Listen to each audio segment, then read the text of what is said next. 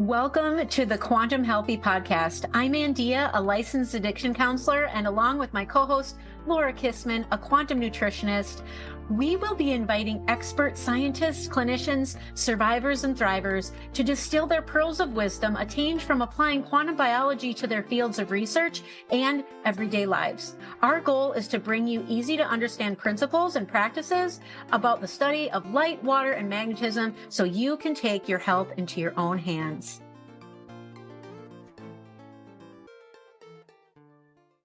Welcome to the Quantum Healthy Podcast. Today we have Heather Crimson, who we're very excited to have with us. A lot of things come up with when I think of Heather Crimson. She's a colleague, she's a friend, she's an inspiration. I think of her as an Instagram warrior. She's my homeopathy study buddy. She's strong, she's bold, she's truth-seeking, she's decentralized, she's a therapy pioneer in my mind. She's very caring. She has the courage of conviction to tell the truth with mental health. And I think the obvious piece that a lot of us see, but she's highlighted for us that's missing. She's a paradigm shifter and she truly embodies her truth. So I'm going to ask Heather, we're going to do something different. I'm going to ask Heather to actually introduce herself and give us her own version of her biography, if you could do that. Yeah, thank you so much, Laura, for that really gracious introduction. And hi, Andeea. It's so great to be here with you, two lovely ladies. And I mean, high accolades to both of you too. I mean, both of your stories and just knowing you guys and your energy is what I'm all about. So I really appreciate the invite and I'm really glad to be here. So the bio, where to start? Oh my gosh. I feel like my whole life, you guys, if I wanted to sum it up, has been a health journey. Right. And so health, I think we get to hear that word all the time. We throw it around, but what is that really? I think today my definition of health would be like how you are embodying your own authentic self. For some reason, I want to say your native self. I don't know why I just like that word. And, it's how do you know yourself? It's not really about what you do. That stems from how you know yourself. And so I feel like I didn't really know myself because I came from a family that was highly addicted with my nuclear family and severe drug addiction. And so there's a lot of trauma there, always, right? There's always trauma, there's drama, there's all the things.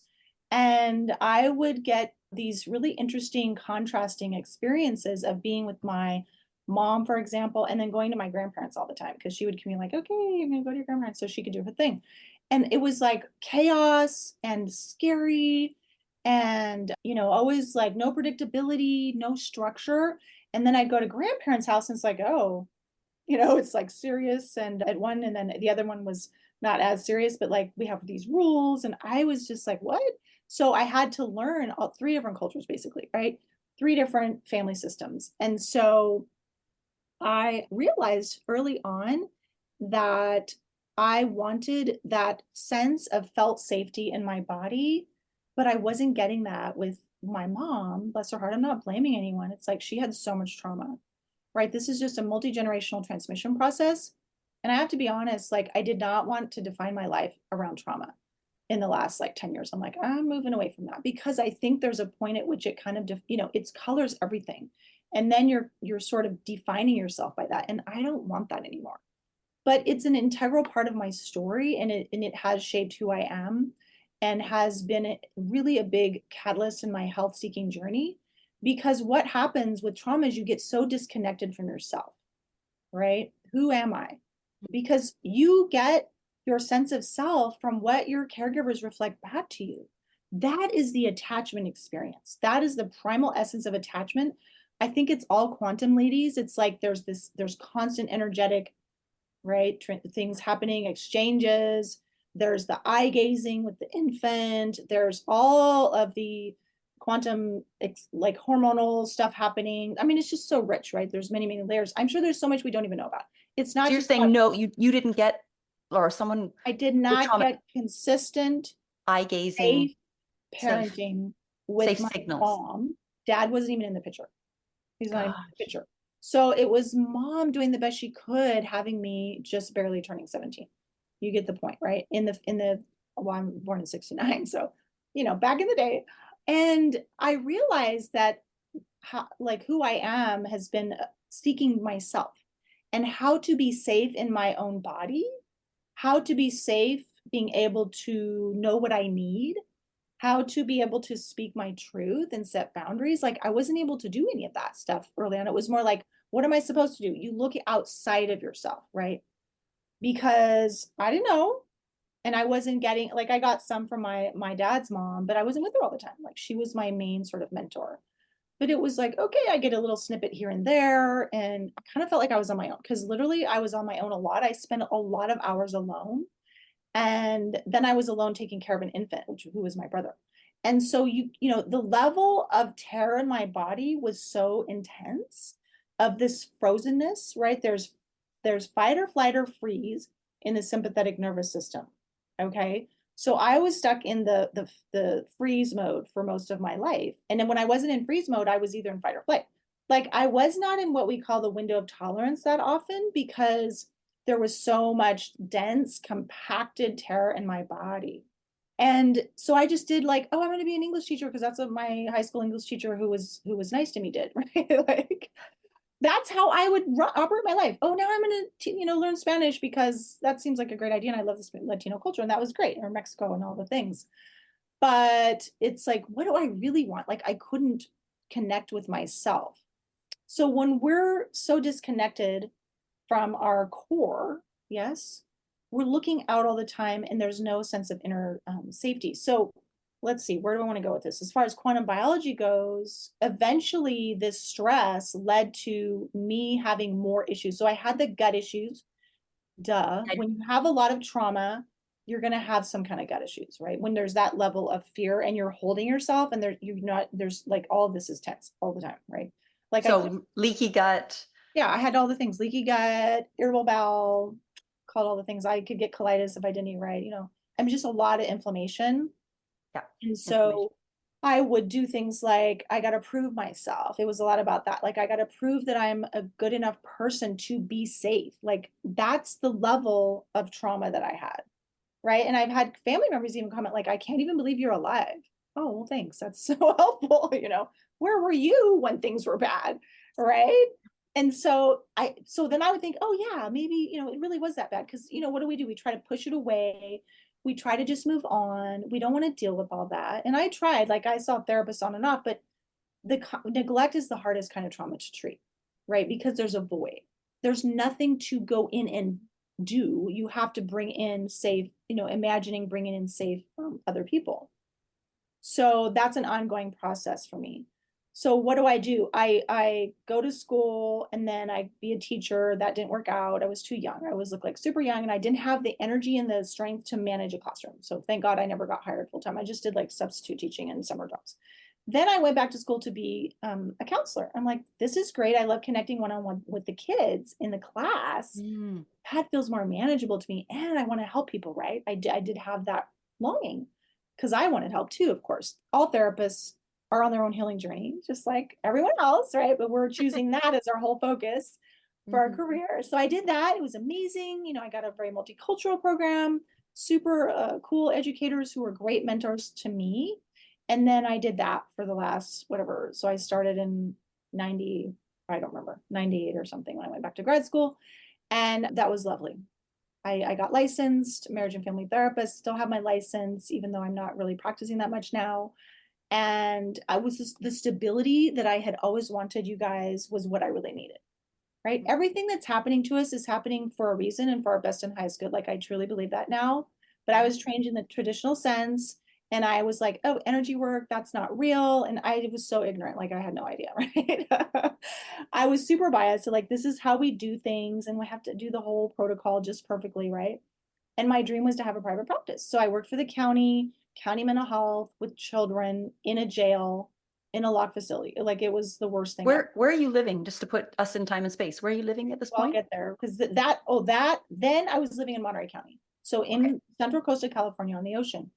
Thank goodness, because it was really hard. Like I was super depressed. So I was indoors all the time, working with a lot of traumatized, young people with very unsupportive, unethical staff, a horrible system. Like I don't ever recommend working for the government in any way regarding mental health. or anything else actually. But so I made it out of there as quickly as I could to get my hours. And then I got licensed, and then I started to work part-time as a therapist. So I developed that business over the last, 15 years, eventually working up to doing somatic trauma work and specializing also in doing attachment-based work with couples with emotionally focused therapy developed by Sue Johnson, who was incredible. Who you, by the way, you just told us before we started recording that she just passed away. Yep. And you can you tell us what happened when you heard that news? Yeah, I was really taken aback because I was really had a lot of emotion come up, and Yeah. I just grieved, for 5 or 10 minutes. I was also angry because she had cancer, and I didn't know what the cause of that was, but I had my, assumptions and whatnot. Mm, So yeah, so I just had to be with that, and because she was really impactful in my own personal journey of developing a secure attachment with myself, because it's like oh, there's that piece, and then there's the quantum biology. So those two right. couple have been instrumental in me being able to feel like I'm not in constant state of reactivity, that I'm not a victim to my circumstances, that I actually have agency, and that I know how to really nourish myself. So yeah. So Laura, what happened was is I was doing therapy, and then I had all these issues with my relationship, and it was super stressful. And then I had all these health issues, and then I crashed with chronic fatigue, and that started Oh, in around 2011. So okay. I've literally been recovering from that ever since. And I found quantum biology in a marketing program I was in for high ticket offers for coaching. I was doing a relationship offer then. And I found this couple that was actually offering a program for chronic fatigue. I invested a whole lot of money in their high ticket program. And I realized right away, I'm like, oh my goodness. So I had never even heard of circadian stuff. I was like, this is the missing piece, right? And so then I started to do all the things. I was like, I'm doing it all, sunrise, sunset, da da da. So I was very consistent, got those smart meters off the house. I did everything that they suggested, which they did include supplements. I'm like, whatever, I didn't know then about that piece of it, but I did all the things, and I started to get better. So consistently, and some things improved right away, like my energy level, but some things, of course, took a little while because Took longer. I was so deteriorated, right?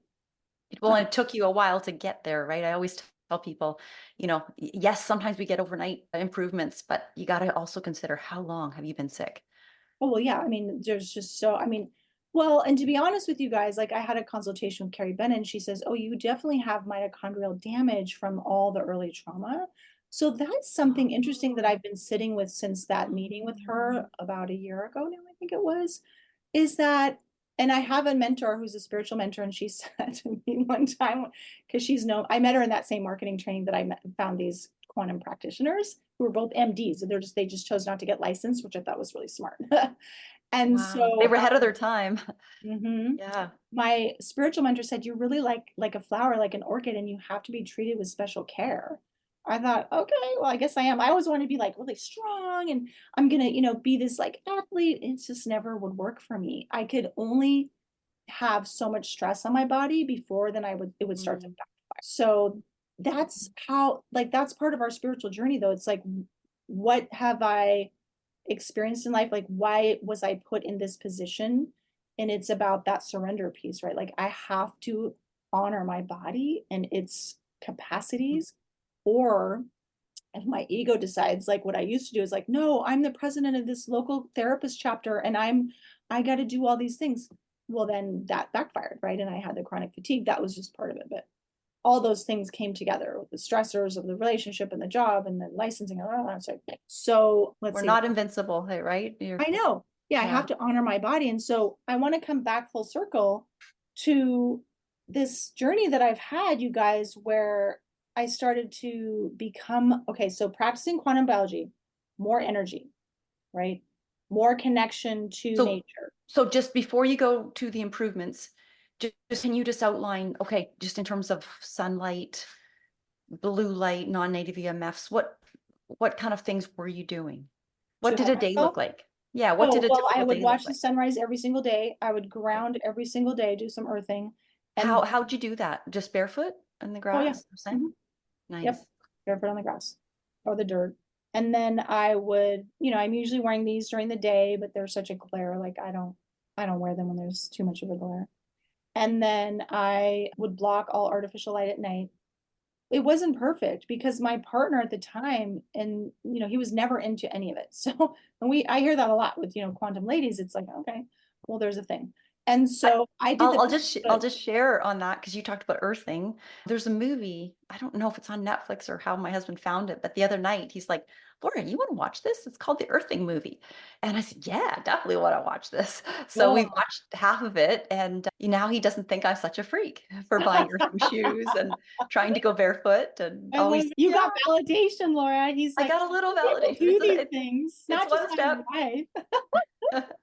Yeah. Yeah. I don't want to like disparage anyone. Like my partner used to at the time, once in a while would, come out and watch sunrise, but it wasn't like, I think it was more just a novelty for him. So, Mhm. but I would, and then I would try to manage my stress better. Because I sought out a spiritual mentor too. I've been in a women's community for the last 3 years.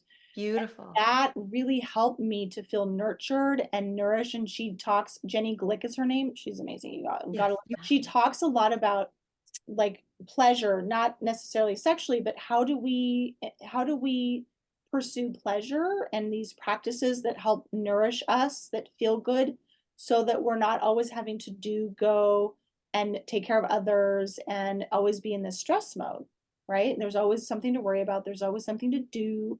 And we never really attend to our bodies and our own sense of safety inside. And that's a big focus of mine that I want to further develop for myself, but also for my coaching clients. Because what I realized also with quantum biology is about the cell danger response, that our mitochondria are basically sensors of safety, right? And our exclusions on water too, right? It's literally patterning itself based on the energy frequencies that you're experiencing either around you or in your mind and It's an whatnot. antenna, right? It's an antenna. Yeah. So what I was thinking is that my whole body was just the whole thing, the water, the cells were always in a danger response. Like it's always like it's not safe. Because when Mhm. you grow up with a lot of attachment trauma, when those who were supposed to care for you didn't, then there's all these layers of like, well, is this person safe? Is that person safe? Well, is it safe to do it? I mean, every little thing, right? It's exhausting. And so your energy is depleted. Also, I have this idea now.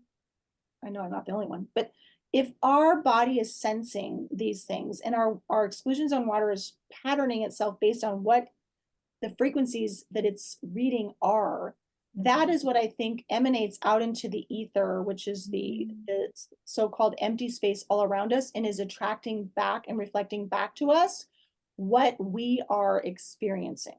So what does that mean? That's the self-fulfilling prophecy, right? Like if I'm scared, that's just broadcasting around me. Well, now something scary is going to happen, even if it's some little thing, right? And so that's how I think this thing happens, where when people say like, oh, you can change your reality and all, well, Dispenza and all those folks. Yeah. Yeah, well, that's probably how that happens. I mean, we're communicating with all energy that is in the moment. And there's only this moment, right? And so it's always happening that way. Because what happens is when I have more energy because I'm doing the quantum practices, I start to think differently, right? Because I have energy. This goes into the mental health piece. This is how I think the mental health piece works. So when we have energy to run our body's processes, yes, our body feels safer. Our perception is more accurate based on, well, perception is perception, but you know what I mean. And we have better discernment. Is this good for me or not good for me? Is this feeling safe or not safe? We're listening to our bodies more. That's a big one. Because again, it's even people who don't think they have a lot of trauma, and they probably don't compared to what I went through, they're still not really in their bodies, right? They're in their heads and they're looking outside of themselves. They're not listening to their body's cues, the sensations of emotion, of all the visceral knowing that comes in to inform us of what we really want and don't want and need and so forth. So the more energy that I had and the more I started to calm down, the more clearly I could see how things that I had chosen and manifested in my life were not working for me. But stubborn me was like, well, I'll try to make it work. I'll go to therapy. And Yeah. so I that's what we do. It's like we get attached. That's understandable. because another part of this process has been developing or engendering so much grace and compassion for myself Oh, I love to that. work on the shame piece, because there's always a lot of shame around trauma and you have to address that, right? And that's like you get hijacked in your body from that. So I would start years ago and even in somatic trauma trainings, like I would notice I'd turn red and this and that, or I'd try to speak, right? Boom, shame would come up. I would turn red, which was way worse when I wasn't tan, right? It was like, oh my God, it's so obvious and I'm embarrassed right now. It's like, oh, well, I just had to get over that. And that was part of the healing of the shame, right? It's like, I'm human for God's sakes. Oh, Mhm. well, right? And so all these threads came together. So the mental emotional piece, how do I actually have a good mood? Well, I take care of my body's needs for energy, right? I pay attention to the signs I need for rest. We override everything. We don't go to the bathroom. We try to wait to pee. That's what, I mean, many people do these things. We don't go to bed when we're tired at 8 o'clock. Well, that's too early. So we stay up till 11. You know what I mean? Mhm. I know, Laura. Guilty. Do you see the shame coming up through my cheeks? Oh, but Not all like always. I don't like this what this person's saying, but I don't say anything. So I then therefore am storing that energy, the emotional energy in my body, and I can't get it out. So we just accumulate all of this stagnation, whether it's emotional or whatever, in our bodies, and then that clouds our discernment. So let me just check in with my notes. Like I have so much I want to say. This is so Oh, I exciting. know. I love that you're sharing all this. Oh my goodness. Yeah, Is I it kind making of, sense to both of you? yeah, yeah. Look, it's so interesting to see how you're looking at your life and how you had all this programming for the danger response. And now you're actually investing in Heather, to unprogram all of that. And, I kind of like you've mentioned, I've heard you in another podcast mention Peter Levine and his work. Maybe you can tell me the name of the book, but I think it has a zebra on the cover, and it's the scientist that's talking about what I remember from a long time ago, that, the zebra will freeze. He gets the cell danger response, if he sees a lion, and will freeze. But if they come out of it and they don't get eaten, they just move on, like they don't embody that, and they're able to, and it seems like you're going to be that zebra, all this work you're doing, and adding the quantum biology and then all of this other spiritual, stuff you've gone out of your way to invest in, Heather. And exciting. Oh my gosh. Because in the end, I know that you're not just doing this. Maybe there's a selfish piece and you're doing this for you, but I also know and definitely want to bring out here in this interview how you're giving that back and sharing it for more women. So maybe I'll jump to that now. Well, I just had But one more piece I wanted to talk about. Are we running out of time? yeah, no, we got lots of time. We're good. Lots of Well, time. Laura, the thing is that somatic experiencing, it's Peter Levine, Waking the Tiger is one of his famous books. Waking the tiger. Okay. And that's those stress hormones that like they're so, pervasive in the body. And then when danger's gone, then they release through this pronking. So there'll be a lot of movement, even have Right. shaking in people, but it's Yes. releasing all of that in the moment frozenness, if that's what Right. happened, right? They weren't Right. able to get away and they're like, so then you have to release that. Or you go into shutdown mode, which is dorsal vagal, which is like you're just not online, you're not conscious in that moment to avoid so you're not awake when you get killed or whatever. But if you didn't Right. get killed, Right. then you're going to release all those stress hormones. So Right. now your second part was how I'm giving back, and Well, yeah. Okay. So, I mean, I've got so many questions for you. Okay, let's go back to just you talked about gut issues, and I'm a I call myself a quantum nutritionist. So Andeea, you may know this, but Heather and I actually were homeopathy study buddies, and we did get to be housemates at Heather Shepherd's retreat, which was like incredible experience. And so, I know just over the last 2 years we've spent together studying. Maybe it was at the retreat, but we do have, I think, something in common, which is histamine issues. And I feel like you have a newer understanding of histamine. Is it, can you explain that like what is the trigger? Is it just the food? Is it shame? Or is it a water issue? Is it a sunlight issue? I feel like you've studied under Carrie Bennett a little deeper than the rest of us. And can you Can you Well, talk about what I don't histamine is? necessarily have the science memorized because that's not really my, No. that's not my forte, but I can tell you my current understanding of it, Laura, Understanding. That's all we want. is That's right. that it's, so mine was a predisposed right from the trauma. So there's Yes. an overreactivity in my nervous system to things because it's always like hypervigilance, right? Like, is, even if I'm not aware of it at all. So there's this tendency to overreact to any threat, whether it's a tone of voice or an allergen or peanut butter, whatever, or tomatoes. So there's this overreactivity. I think part of it is that the gut lining and functioning was compromised from so much frozenness, right? There's that. And the other piece is definitely sunlight deficiency growing up in Washington State. Like I was never out there with my belly in the sun hardly ever.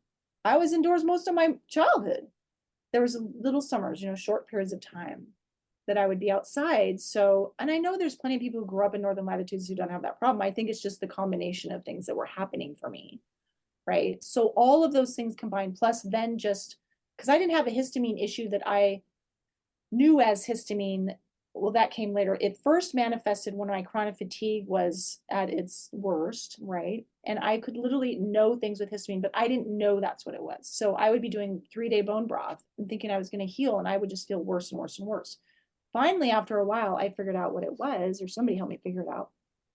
And then I started avoiding all the histamine foods, and things were better. Because I was so miserable, I was resorting to pharmaceuticals because I could literally not sleep for months.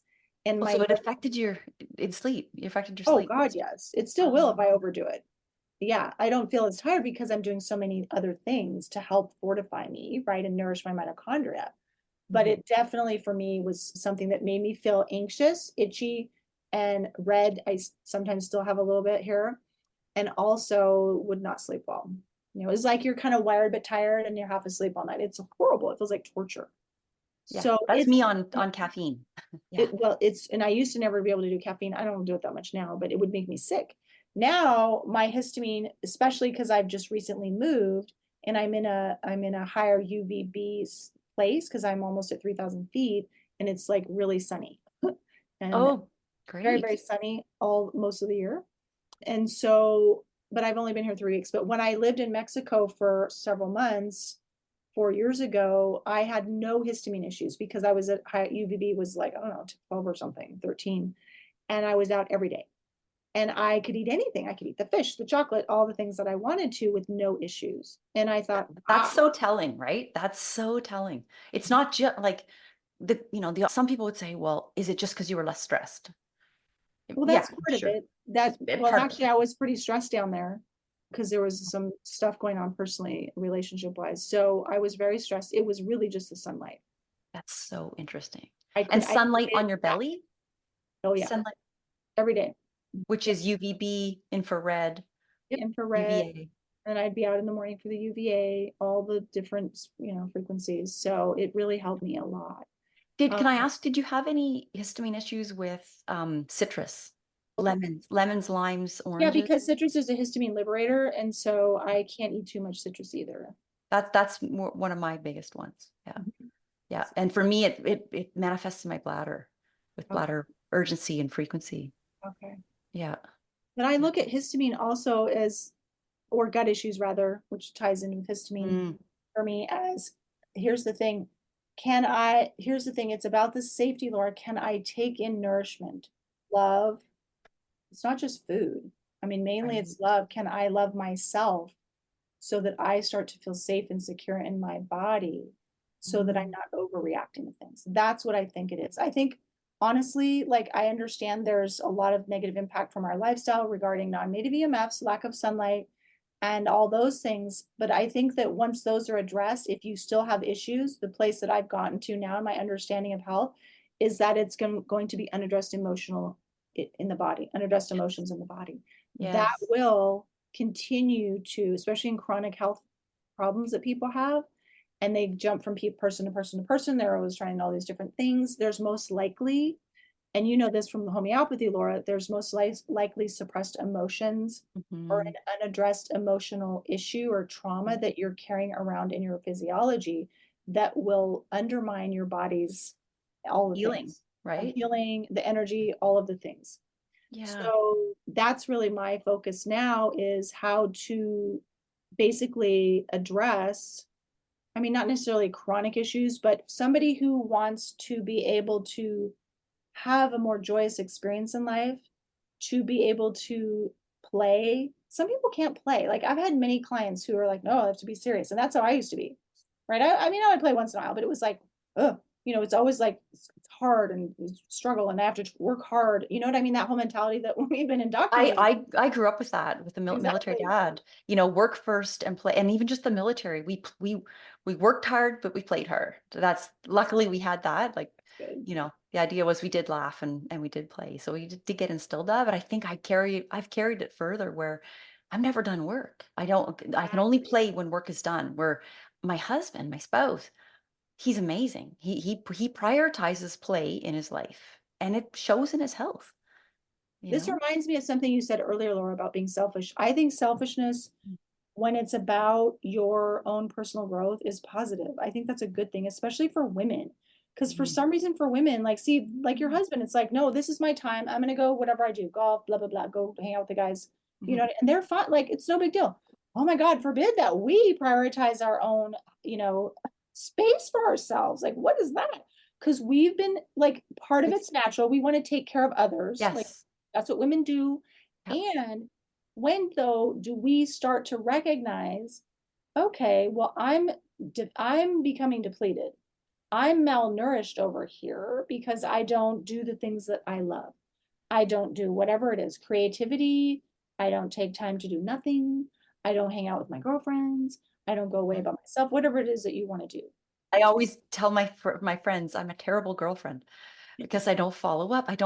I want to be with them. I love all my girlfriends, including these ones on the screen here, but it's prioritizing. Always prioritize cleaning the house, getting my work done, family, supporting family, support, dogs, whatever first. Yeah, Well, there's I that hear you. conditioning, right? That brings you a sense of safety and familiarity. Like, I get it. I like to be organized and have everything in place too.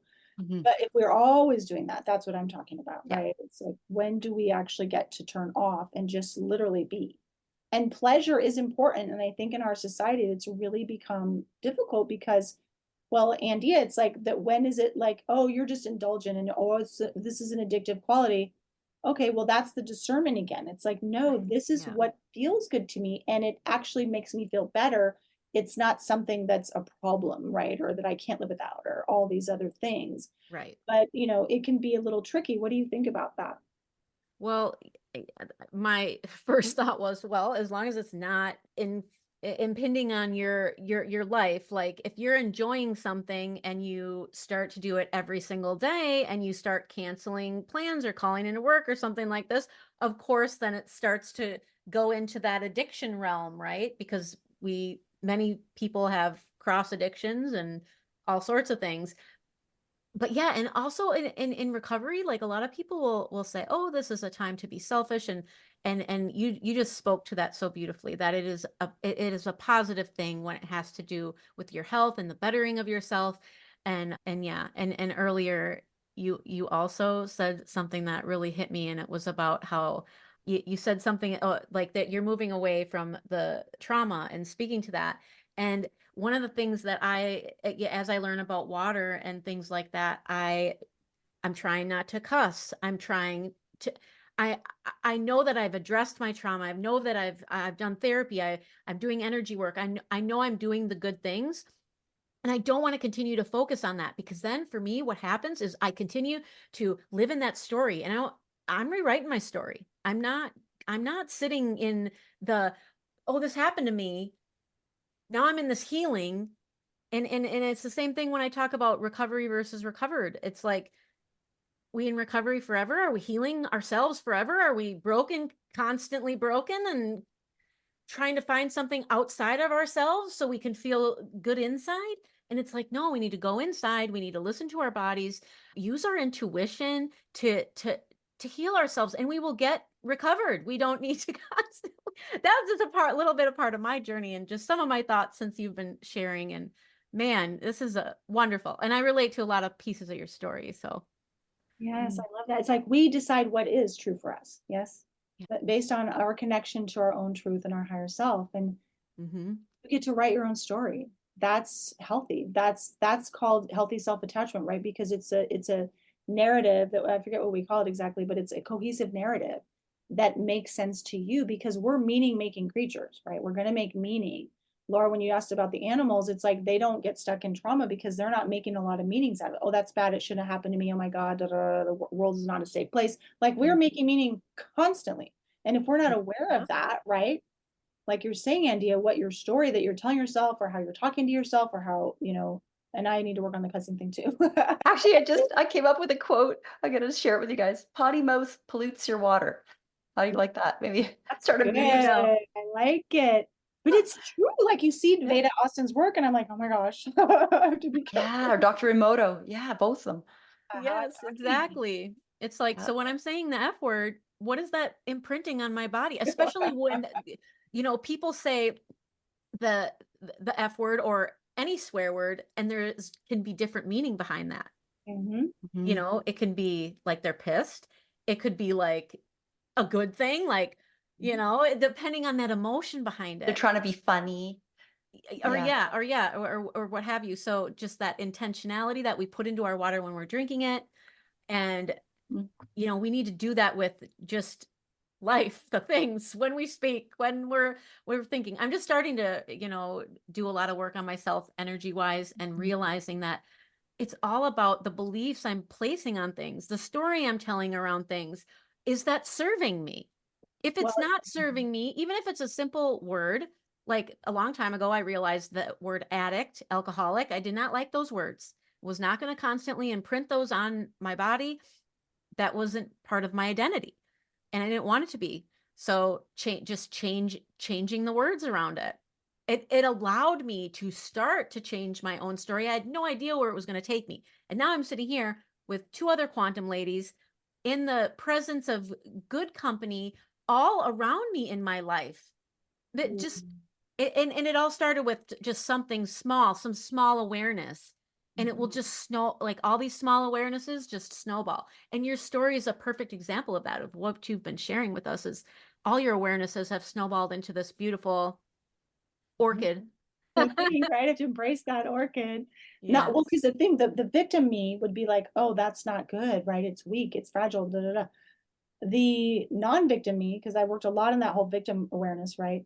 Is that no, this is I'm glad that I look at this. It's like a gift, right? I get to nurture myself. I get to make sure that I'm taking good care of myself. I do what I can. I had to work a ton of that on that victim consciousness. So, but spelling, like you're saying, Andy, it's like spelling, words are spells. You're literally casting a spell. That energy is going out into the universe and coming back like a boomerang to you. So be careful what you speak. Yes. Yeah, yeah. And the earlier when you were talking about like the energy around us and it's being reflected, like manifestation, if you will, that is the law of transmutational energy, or the law of thinking, or law of assumption. That law has a bunch of names, but we are our thoughts, and that is Yep. bouncing back, and we do manifest the things. We just don't see it in the 3D yet. Exactly. Exactly. We can't say I'll believe it when I see it. It's the opposite. Yes. I'll see it when I believe it. And this is our journey of the awareness and the consciousness, right?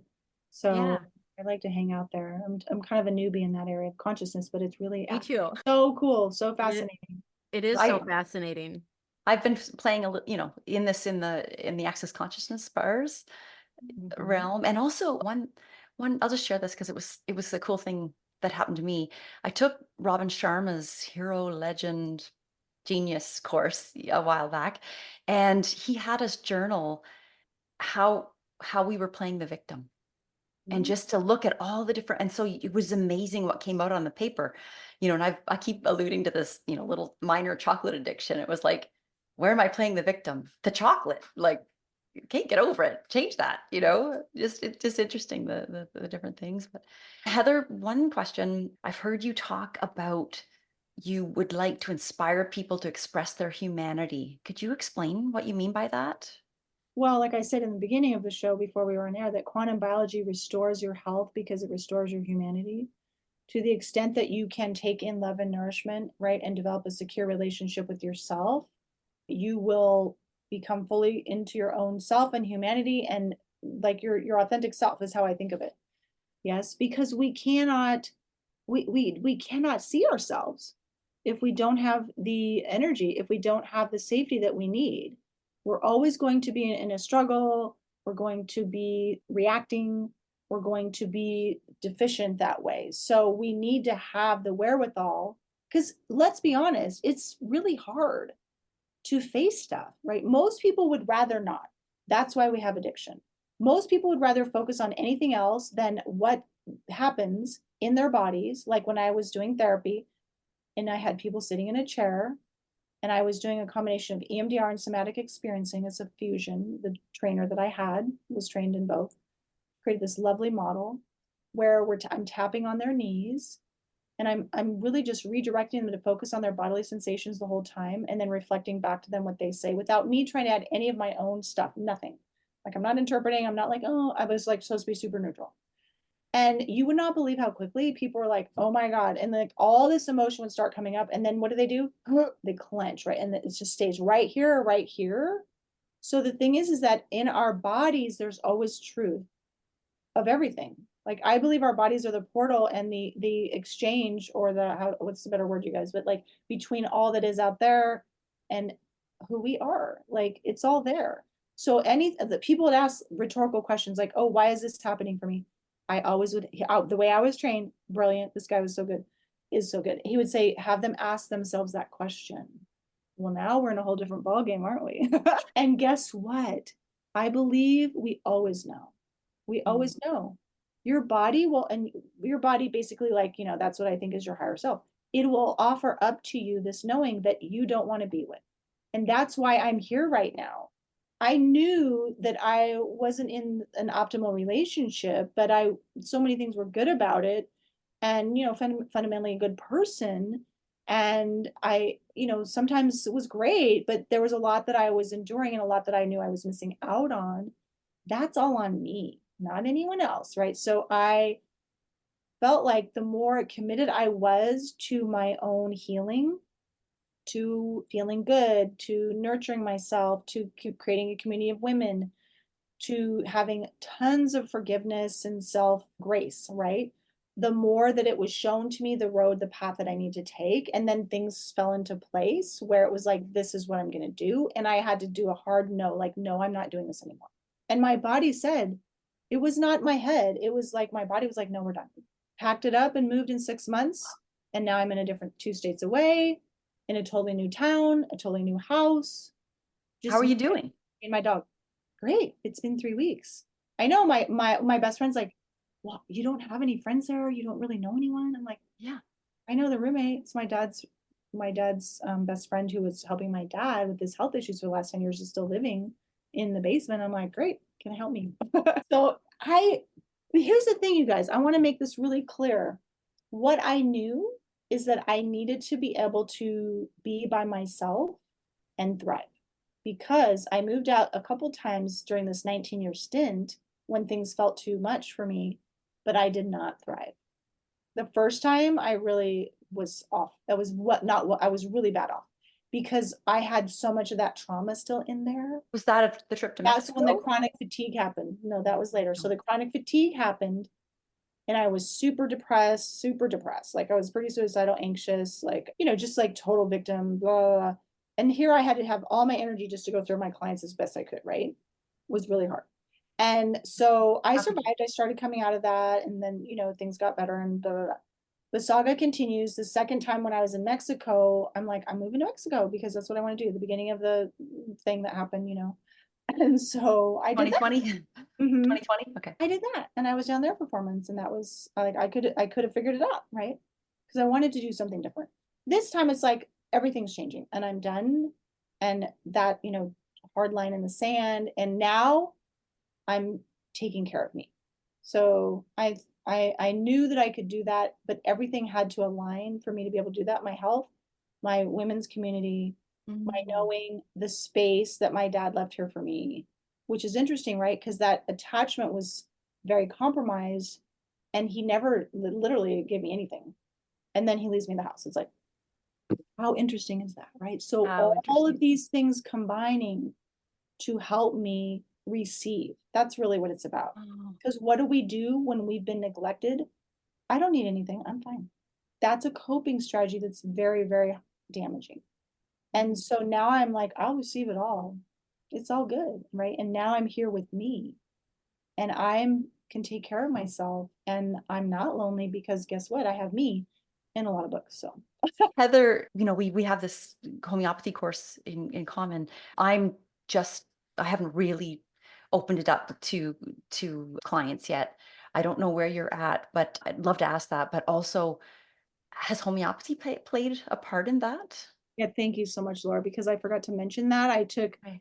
what our Heather, our trainer, I've been seeing her, she prescribed Natmer for grief, right? Yes. Well, obviously, a lot of grief there, right? Oh yeah. Well, no, and I'm still going to be working on that, right? Because it's been survival, survival, survival. Now it's like, okay, we have the safety now to feel more. Mhm. So that'll happen. I'm not like, okay, on Monday, Mhm. so it will organically happen. That's how I roll. But I needed things to be this way before I could really do that deeper work, like deep, deep work. It worked. But that's what happened. And I have to thank her, and I keep forgetting to talk to her about it because I haven't scheduled a follow-up. But the interesting thing is with Nat Mur, there's the grief, but also we joke about it in our training. It's like, then you leave your partner. It's one of our classmates did. It's like, but that needed to happen. It was all very amicable, and he helped me move in the whole thing. I mean, we have a good relationship. So, but that, Laura, is what helped me connect down into my knowing is the homeopathy. The homeopathy is what really energetically also fortified me, right? Because it's a quantum medicine to say, I'm doing this, and this is what's going to be now. I've witnessed your, hinting that you were going to do this and then watching you follow through. And now you're talking to us from this new state and new house and a huge smile on your face. And you have a lot of people behind you too, in this Well, that's the journey. thing. I needed that with the Yeah. attachment issues I had. Now I have healthy friend attachments and support. Yeah. Which before I Yeah. was trying to do it just with some loose therapist, kind of friends and colleagues, but it was different. I wasn't able to take in nourishment, so I wasn't able to have the kind of friendships I needed. Right? Mm. Yeah. And I mean, I just want to highlight that we haven't mentioned it yet, but you do have a podcast, The Mhm. Quantum Connection, and Andy and I are huge fans of it and Thank never miss an you. ep. Well, I'm a little behind actually. I've never been behind yet, but I'm a little behind right now. But I've been having far too much fun. Busy. Yeah, but certainly we're watching this beautiful friendship with you and Vanessa, your co-host, develop as well. Just beautiful. So, and I think so. I want to ask you about things that you can offer, you are offering. So one is the podcast. So if there's anything you want to share about the podcast with us, maybe I guess just one quick question on it. Have you had any guests in particular or just insights? How has that growth been for you with the podcast? I think it's Has it been been part of the growth? extraordinary.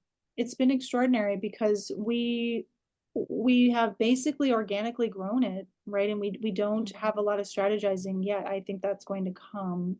It's been absolutely amazing to be in that space because I never would have ever thought I would be doing that kind of thing before. I Mm. never would have envisioned me doing something like that, right? With how much shame I had about just speaking my truth. Like, and Yeah. it's okay if I don't know everything. Oh no, before it's like I had to figure it all out and sound like I have everything that I need to know understood. It's like, oh well, I don't, and that's fine. You honestly listening to you on this podcast, Heather, you come across wise and intelligent and very knowledgeable. Well, So, thank and you. yeah, yeah. But see, knowing more had been one of my coping strategies, Laura, and I'm divesting from that. Like it's okay not to know whatever, right? Do I like it? Sure. But I want to do it from a place of love and curiosity versus like, oh my God, I have to figure this out because otherwise I'm not safe. There's a very big difference. And that's what I used to do. I will learn it when it feels good. And then I will remember it because what happens when I'm in this like, oh my God, I need to know more. So I feel valid, like I'm a good enough human and people are Mhm. gonna whatever look to me this way or want to hire me. That I can't remember it all because I'm in a state of fear. So Mhm. it has to be more of I'm open, I'm calm, I'm embracing, I'm retaining the knowledge. because it's safe to. So, but thank you so much. I really appreciate your kind words. Oh, no, Um, it's so, so true. Okay, I've got more questions. I don't know how our time is. But So one yeah, thing, we're we're coming coming to the end. close. Here's what I have to offer. Yeah, please tell us. Well, if somebody wants to work with me individually, like in a container of say, 3 months, we can work that out. I don't have anything hard and fast right now. I'm going to develop that once I get settled here.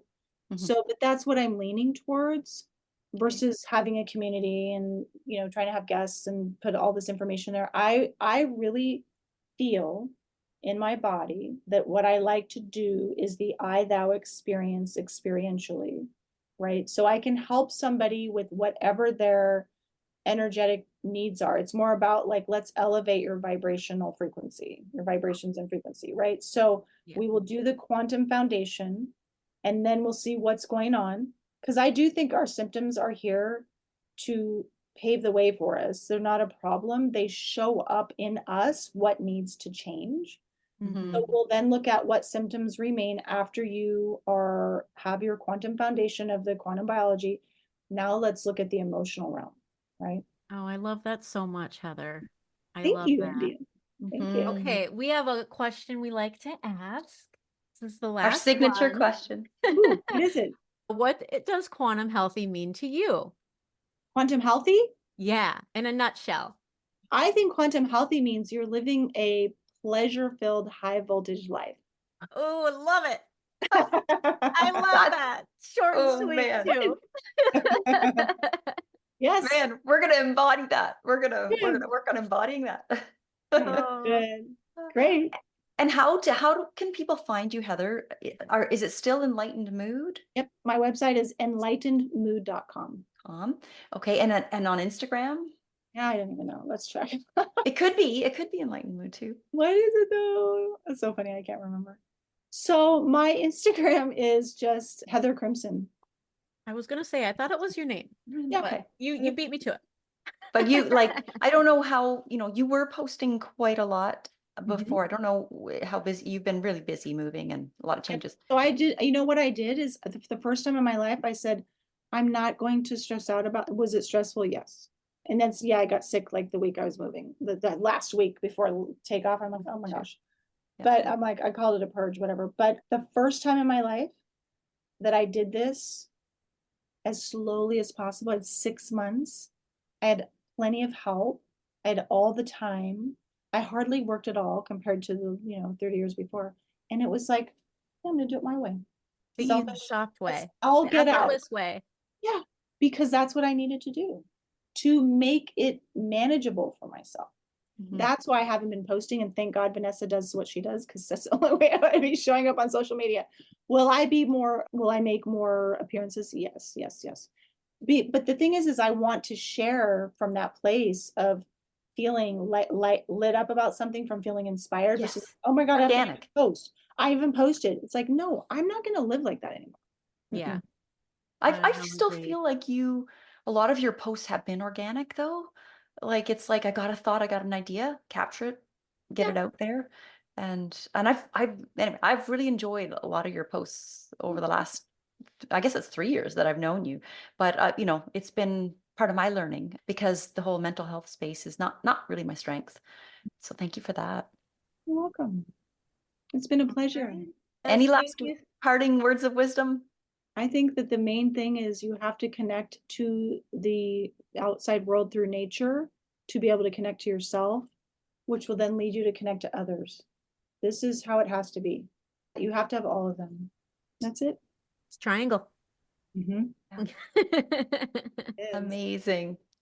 All right. Thank you so much for being here, Heather. And Mhm. yeah, we'll see everybody next time.